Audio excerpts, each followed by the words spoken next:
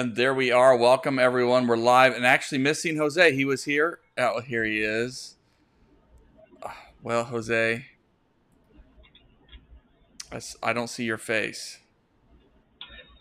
Or maybe we'll see if it works out somehow. Well, welcome, everyone, to the Afterburner Soccer Show. We are live. It's Monday evening. We had another weekend of FC Dallas action. Can you hear me? We can hear you. Can't see you. Don't know why your computer webcam is not cooperating with our live show, but hey, it happens. It's life. But we're getting the show going. We'll see. Jose will try to rejoin us here in a moment. You'll hear his voice at the very least. Welcome, everyone. Welcome to the show. Welcome to those who listen to the audio podcast later on in the week. We did have a good weekend of FC Dallas action. Not such a great weekend for North Texas. My name is Nathan Hill. I'm your host. You can follow me on Twitter, still on X at Nathan J. Hill. At some point, I'm getting off that website, but the soccer conversation keeps me connected. It's so helpful during rumor season to see which players are going where and everything. So I'll be there and connecting with other FC Dallas fans, media folks, as long as that's workable and there's not an alternative. So you can follow me there. But we're going to get into it today. We're going to take your comments or questions live, and we're going to talk about this weekend. FC Dallas getting their first away win of 2024, which is not a thing any of us wanted to be able to say at this point of the season. The team has had a couple of road games where they didn't play terribly. Maybe we're a bit unlucky, but also some road games where they just didn't show up and paid a price for it. And as such, they are not the place they want to be as a club. So it is something a bit sad. Give me a minute. Okay. I'm having all sorts of issues. All right. Well, take your time, Jose. I'm just kind of prepping it, getting the conversation going. So the first away win is not where anyone thought this team would be. But hey, you make a coaching change. You make a coaching change for a reason, because the team was playing pretty poorly at the start of the season. Luke Sohn comes in and makes things much more interesting. FC Dallas looks like a new team despite bowing out of the Leagues Cup. We had a long break, and this big match against DC United loomed large. Because the question was, can FC Dallas put a complete game together on the road?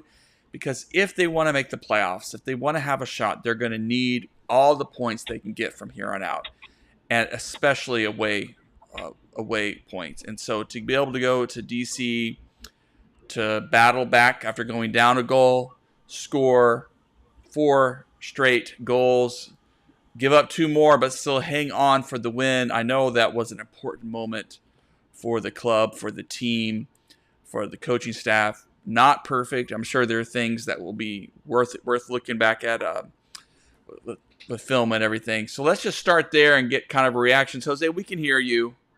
Okay, good. Can't see you. I don't know what's up with your webcam. It just does not want to cooperate.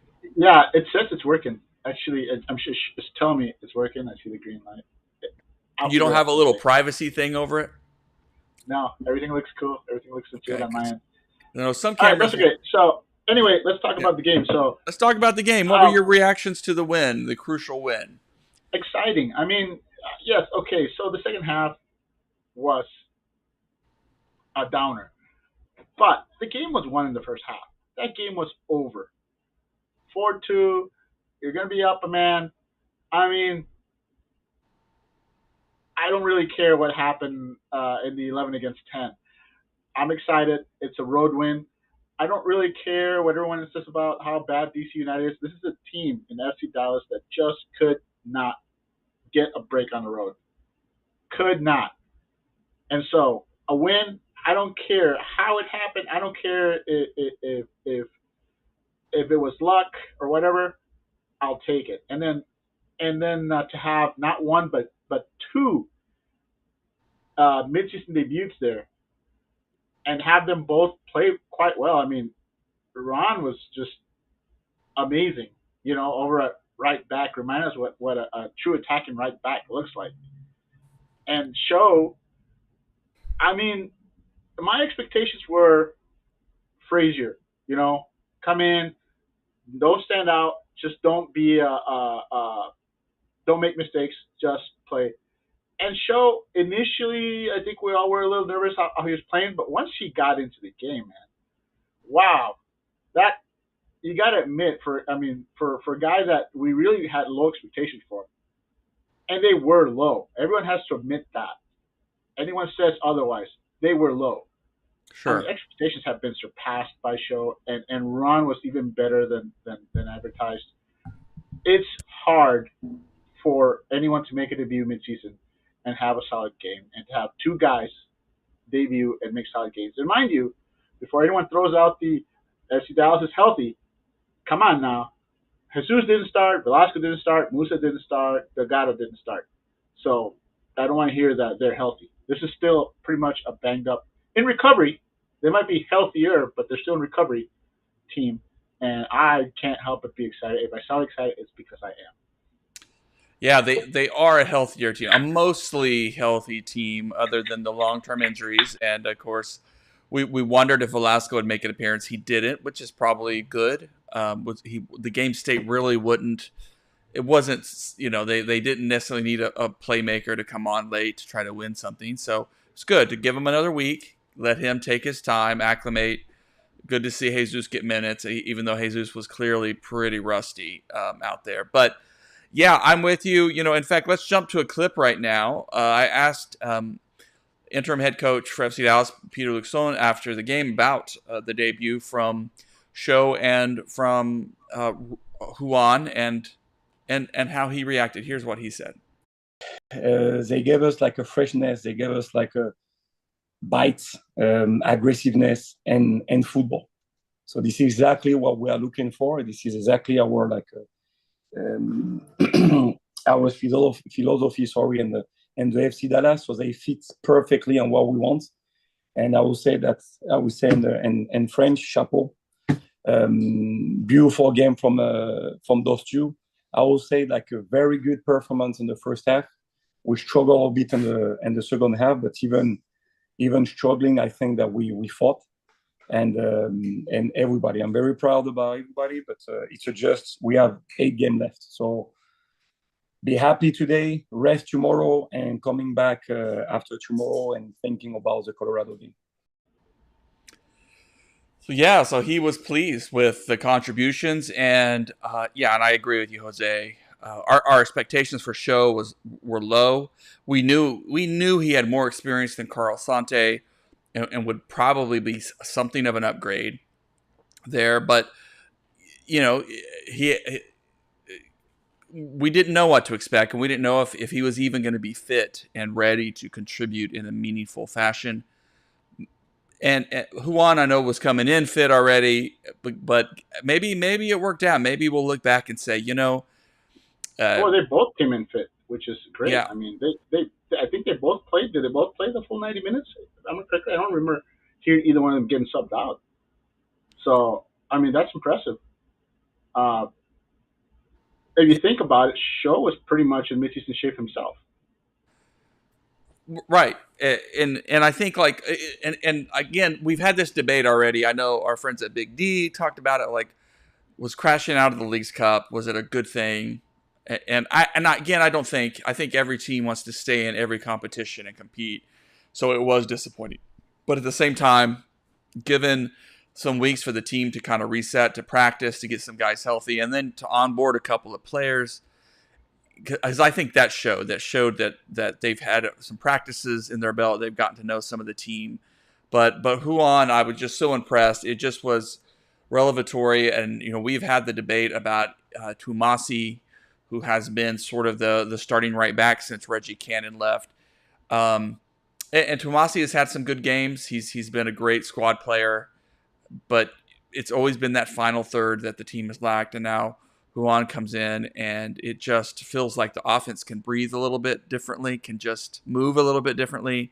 his reading of space, his making plays go out wide, his interactions with the other team, linking up. It just was great. And then Show, yes, just I think he started out a little, getting his feet under him, but he was aggressive in moments, getting the ball forward. There's not much to complain about for a first game, and I'm sure he'll have some hiccups here and there, but well, you can't ask for much more than that. Two guys coming in, getting their first starts, and contributing to a really valuable win. But here's something more though to take into consideration. It's just that break was also needed so that Lucien could implement what he wanted to do instead of having to do okay, this is what Nico was doing. Let's take a hybrid version of that. This gave him a chance to fully focus on how he wanted the team to look, how he wanted him to attack and defend, and at the same time, he's gushing over the two new guys because they're his guys. They're the guys that clearly he brought in with the intention of being a more aggressive attacking team. And I think that's the one thing that surprised a lot of us is that we weren't surprised that Juan could attack, could be such a threat going forward. I think we were more than ecstatic at the fact that he was that and then some. But Show, we didn't know what to expect, and to see him progressing the ball, I believe he had an assist, and if he didn't have an assist, he made a key pass that led to an assist on more than one occasion. I mean, he was doing some progressive things that, frankly, we've only seen Ilara Mendy do. Mm-hmm.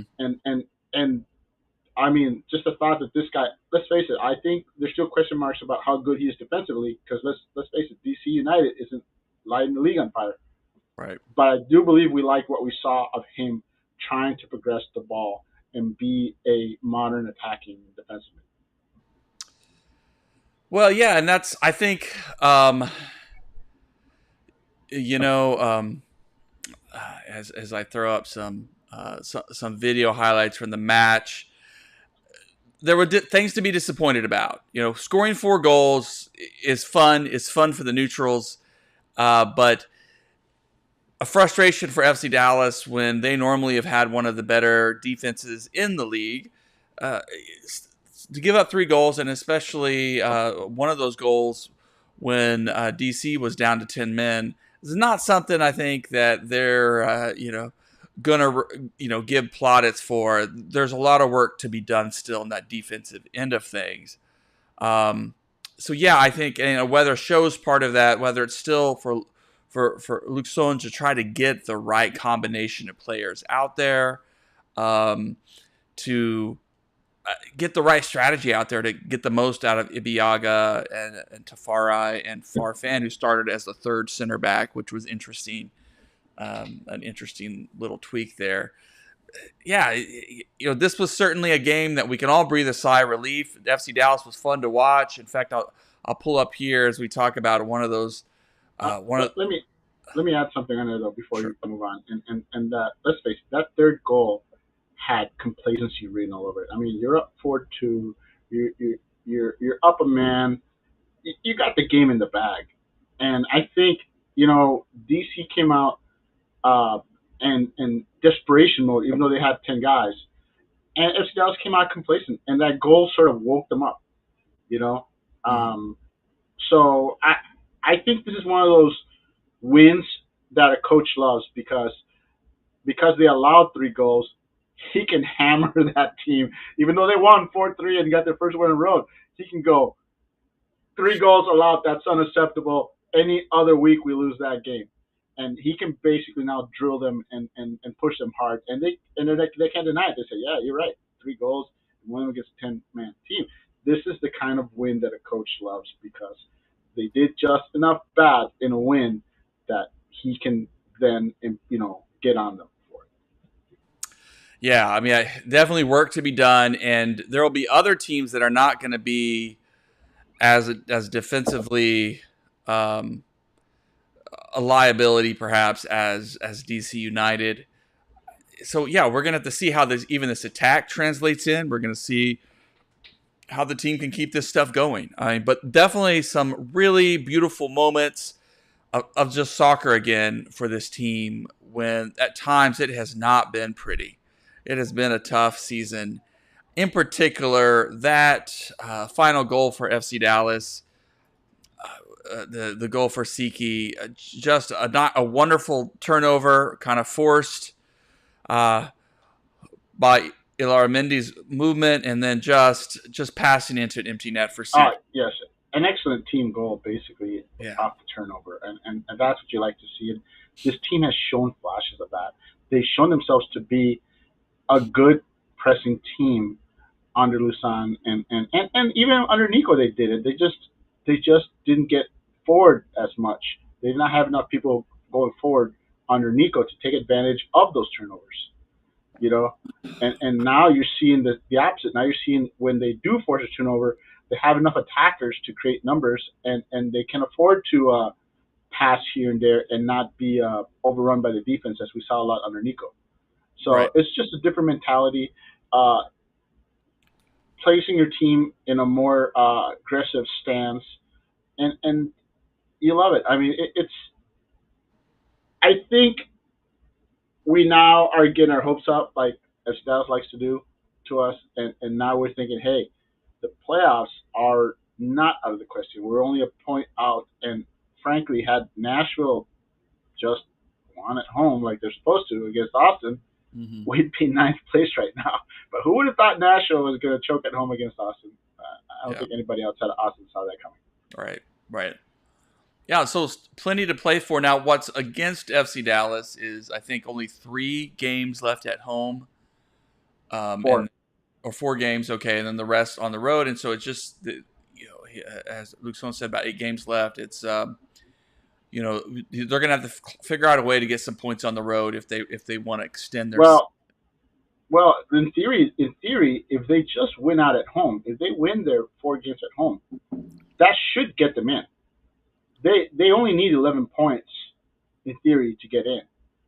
So you take care of your home games, and you should be in. I mean that's without help. And any point you can get on the road will basically make sure that luck's taken out of the equation. And so the DC United win, we needed one win on the road. We got it. We got that win with the DC United win. So that's a huge weight off the shoulders. And now they just got to take care of business at home. They need 11 points from their last 8 games to, in theory, make the 9th seed. I think we like our chances with the way this team's been playing, and the fact that they're getting healthier. And let's see this team get healthy, and let's see it get some momentum going. Yeah, so wow, we have really seesawed as FC Dallas fans watching. Just we have been through the emotional roller coaster of this season, and so I just was watching the game, and I know when they gave up that early goal to Benteke, which is just the dude's prolific. Credit to him. What a great striker, but like. It just felt like for a moment, like you had all this, right? We've been anticipating getting back to FC Dallas, seeing a healthier team out there, and it felt like, oh, here we go again. Like the wheels are just gonna fall off. But to see the way the team continued to fight and battle, and to know that, hey, it's still a season. There's still a lot that can happen, and this team. I don't think any of us have seen the best of them yet, and so that bodes well for their stretch, and they'll be back at home this weekend. Yeah. Yeah. Well, I mean, the Musa last minute scratch and then the early goal, those were, panic inducing red flags right there. So yeah, you can say that it's something. But you know what? I think the one big negative that came out of this game is the fact that Paulie Nips is going to miss the next game against the Rapids, who won the 3rd place game against Philadelphia in Philadelphia on penalty kicks, and are going to be coming off a high of having secured a CONCACAF Champions League spot. So definitely a team coming in a team that wasn't expected to do much in Leagues Cup, who knocked out Club America, who beat the Union. I mean, I don't want to say they're red hot, but they're other than their 4-0 loss to LA at LAFC, which was the one speed bump they hit in Leagues Cup. It's a team that comes in with some very, very good momentum right now, coming into Dallas, and of course the fact that they've been our long-time bogey team. That means this is a game that Dallas has to figure out a way to get 3 points out of. They can't allow Colorado to come in here and either steal a point or steal 3 points. And it's Star Wars night. You got to do it for the Force.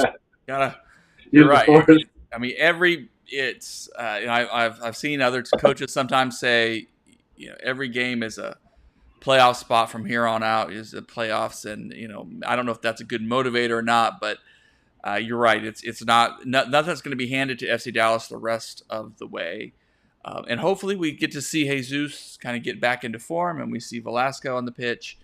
I think we'll see him on the bench for at least a couple of more games before, but because this lineup was pretty good. And by the way, let's just say that Jordan Farrington stepping up in the last minute with Musso had a knock, just a great performance. Unlucky probably not to get a goal, but some really cheeky passes. The kid, I believe he had 2 assists.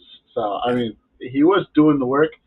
Honestly, I think if Musa is okay to go next week, I think you just start Farrington in Pauly's spot. Really, I mean, he's shown he can play on the wing, and let's face it, outside of Pauly and Leggett, Farrington is your other really hot player right now. So I think you find an excuse to keep him on the field, and give yourself time to slowly bring along the injured players, the players who recover from injury. And that's the other thing. I mean, with the win at DC, yeah, sure, Jesus looked rusty, but you didn't really need him. He was just out there to shake off the rust. You got Delgado in to get a couple of minutes just so you can, shake off any lingering doubts that he might have. This is great. That was perfect. And now we need to see them do it again against the Rapids. Basically, it's better if Jesus, Velasco, and those guys can come in whenever the coach feels they can bring them in, as opposed to needing them to come in and produce. Having that all pressure off them as they recover is ideal for this team. Good stuff. And by the way, congratulations to Sebastian Leggett with being named to the team of the week. 1 goal, 2 assists. Deserved. Great performance. The dude's on fire. Evidently, he and his girl, his former fiance, current fiance, Becky G, are back together, and maybe that has him getting his head in the right place. And just, but credit to that guy. What a game. How important he has been. So yeah, like we have a lot to look forward to. And by the way, kind of a funny thing too, like Jordan Farrington, our first round pick, who's played. I know the league doesn't give out a Rookie of the Year reward anymore, but he would definitely be in the mix, if not at the top of that list, with his performance. And not that he still hasn't. He's a young guy, still figuring things out. But meanwhile, it was just funny to see old Bartlett, Colin Bartlett, starting for DC, another guy that Dallas drafted in the first round, but didn't really earn his spot here. But he has bounced around and made a career in this league. Another sign of how Dallas drafts pretty well, even if they don't shape out immediately, in Frisco. But they have a way of finding some guys with some qualities that can be utilized. So credit to the scouting department once again for FC Dallas. Yeah, I mean, everyone knew that he was an athlete and just lacked the technical skill. And a guy who's a pretty good athlete, it can earn minutes in this league. There's needs for players with what he brings to the table. And yeah, kudos to him. It makes Dallas look good in the long run. I think in the short term we were all like, well, that guy didn't amount to anything. But look, here he is. He's actually started multiple games against FC Dallas. Mm-hmm. And I think we won all of them. So I'm pretty happy to see him start against us. Yeah. Well, let's shift to North Texas, which is unfortunately on the other end of the scale. I don't know if these teams are going to have like some karma, kind of a relationship, an opposites. But there were goals scored in St. Louis City as North Texas traveled up there. But the 4 goals were scored for St. Louis and against North Texas, and North Texas failed to get on the score sheet. Just one of those games that happens in a league of young players.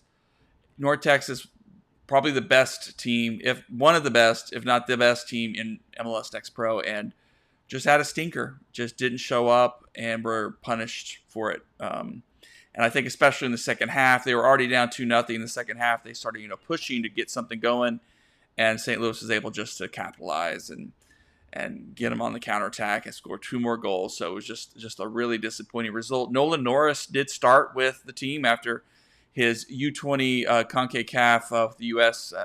Experience. So good to see him getting back in the minutes. But definitely one that team is going to wish they had back or had a do-over on. And, of course, they get to turn around and play Colorado as well this coming weekend. Don't know if you caught any of that one. There just weren't highlights. I think that. Yeah, I do want to say though, in their defense, that St. Louis is currently the second best team in the Western Conference. So it's not like they went out and laid an egg against some bottom feeding team or some team on the fringes. St. Louis came to this match and they were motivated at home to show North Texas that they weren't going to run away with the Western Conference, just as they were. And mind you, they're still 3 points ahead of even though they lost, North Texas is still 3 points ahead of St. Louis and of any other team in the league, really, despite that loss. Mm-hmm. So, and it's the hiccup of playing younger players. You're going to have moments where it just doesn't click, and usually it's going to be on the road. So hopefully it's a hiccup and not something there that other teams can exploit. And honestly, even if there is, I think there's very few teams capable of exploiting them the way St. Louis did. So it's good to know that as long as North Texas keeps winning, the rematch will be in North Texas and not St. Louis. Yeah. Good point. Yeah. One of those learning experiences for that young squad. And, the post-game comments, the team was pretty quick just to say, we just didn't show up. It just wasn't our night. And, we got to learn from this and move forward. And that's all you can do in those moments. Still, of course, so much to play for that team. But they need these learning moments, too, to keep them grounded. I think these young players just need to keep their feet on the ground a bit, and not be so confident that they're going to run over everybody in the league, because they aren't. They're they have to keep growing, have to keep grinding. So, well, they play the Rapids next, and the Rapids are the second worst team in the West. It's in Dallas. Then they got the 2 road games will be tough because they got to play LA Galaxy, 2, who are the 3rd place team in the West, and they got to play the Whitecaps, who are the 6th place team in the West. And then they travel. Then they got Austin as the 4th game. So 2 easy opponents and 2 very tough opponents in their next 4 matches. Yeah. And the 2 easier opponents are at home, and the 2 tougher opponents are on the road. So, should be interesting to see how this team rebounds against what should be a easy victory in the Rapids. Mm-hmm. Well, good stuff. I think we're going to leave it there. Just a more optimistic feeling for FC Dallas fans. Big away win. Hopefully it sets the stage for this team just to keep improving in every way they can and making a good, solid run to the end of the season. Before we close off, I guess we can. This is going to be a question we'll ask probably every week, Jose, which is, Peter Luxon, what is that interim tag going to get dropped off? Is it a matter of when at this point, or, I don't know. I think in the short term, since he's taken over, it really has looked like a different team, a team that we wish we could have seen from the beginning of the season. Correct. And sometimes it was just not necessarily disrespecting what Nico brought, the foundation that Nico built there. In some ways, it's just tweaks to get the team moving a little bit differently, thinking differently, attacking differently, and it's made a lot of difference. Not perfect. The team still looks like they have some roster work to do, but as a coach, to see what he has brought, I think it's been very positive. I think we'd all say that. The question is just, is it, even if they don't make the playoffs, has he done enough to say, look, he needs more time and he can lead this team to the future? Well, I think if he doesn't make the playoffs, he's not getting the job. I mean, I think that's pretty simple, pretty straightforward. But I will revise my previous observation, which I thought not only did he have to make the playoffs, but he had to at least win a match or two in the playoffs to secure the job. I would say if he can secure a playoff spot before decision week, that might be enough. If the team can basically clinch a playoff spot, uh, a week or two before the actual playoffs start and are playing for positioning, I think that's something that could definitely secure him the job ahead of before. Because let's face it, one thing the team could do, the owners could do, is if they secured the playoff spot ahead of schedule, before the season ends, they could then reward him by making him the permanent manager and try to basically give the team something to uh, give the team momentum and say, hey, look, we're going to reward him before the playoffs by making him the manager, and then maybe that'll push the team to keep, to know that they're going in the right direction and keep the momentum going. So that's one thing I think I would say. Well, good. Okay. I think we'll be checking in on that to see what folks, because I'm sure there's going to be another loss or a disappointing result here or there. I mean, it's every team at this point of the season is pushing and fighting and clawing, and so it's there are going to be some draws, there are going to be some challenging matches, but I just say he has brought necessary changes to the way this team has played. I think Matt Doyle from Major League Soccer certainly has acknowledged that, but the question will be, do you still go through a process? Do you still search and look at other candidates, which there will be? Or do you like what you have here in-house? I think so. He's making a case that he can improve this team even further, I think. But you're right. It's going to be interesting to see just sort of how Dan Hunt and company kind of judge all that. Yeah, he's making a very solid case for himself at the moment, and now he just has to see it through to the end. Yeah. Well, we'll leave it there. Of course, we'll post the audio tomorrow on afterburn.soccer for those who are listening later. And, of course, we love it when you comment, when you share stories and interact with us. And, of course, when you join us live. But, Jose, thanks. Hopefully we get these tech issues worked out. But a good show. A good weekend for FC Dallas. All right. It's always a good show when it's a good weekend for the team. Yeah, that's right. All right. Well, good night, everybody. See you soon. Good night, guys. See ya.